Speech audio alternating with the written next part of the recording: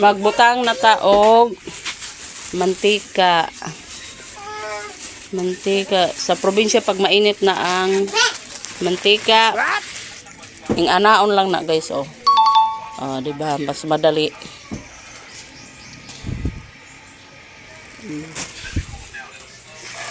Lagay sa basurahan. Tapos pag mainit na ilagay ang dahon saging. Okay. Agoy. Yan. Nibuto-buto na. Dahon saging pa lang yan. Yan. Nakita ko to sa YouTube.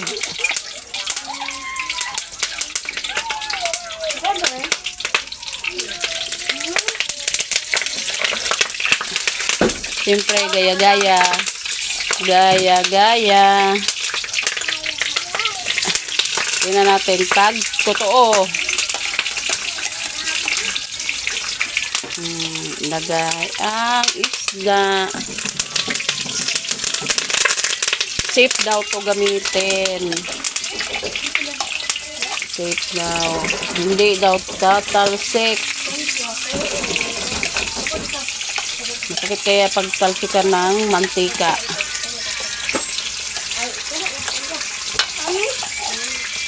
Lalaki. Wow! Buhay pa yung isda. Gago! Yung isda buhay pa. Hugas eh. Buhay pa yung isda. Mga talon. Okay.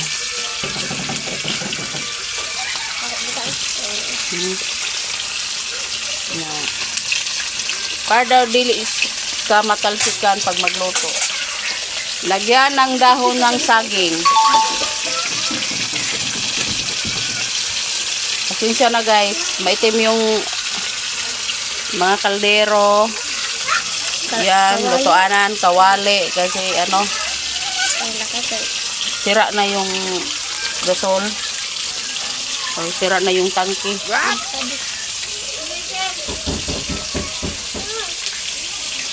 Sira na. Yan oh. Yan result. Parang nagkakahoy ka rin oh. Tensya na kayo guys ha. Madumi. Maitim. Kasing itim ng budhi mo. Charot.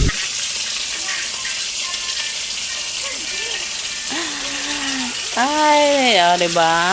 Ay, effective siya, guys. Effective siya. Hindi siya tumatalsik. Hindi ka tinatalsikan. Hindi kagaya niya, parati ka lang tinatalsikan. Hindi totoo yan. Nagdrama pa. Ang guys, oh, ang itim-itim na. Yan, ang itim. Pakita lang natin yung ano, baka ibabas naman tayo. Kasi daw madumi, maanang ganyan. Parati yung nililinis, kaso lang, yan, pag nagluluto, ganyan. Yan. Hindi daw tumatalsik, ba't tumalsik?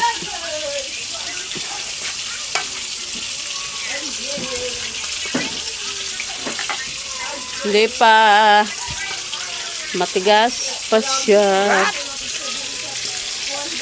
Pag may dahon saging, ganyan, mas madaling ibaliktad. Ayan, ay, hindi pa pala mabaliktad. Nagmamadali ka.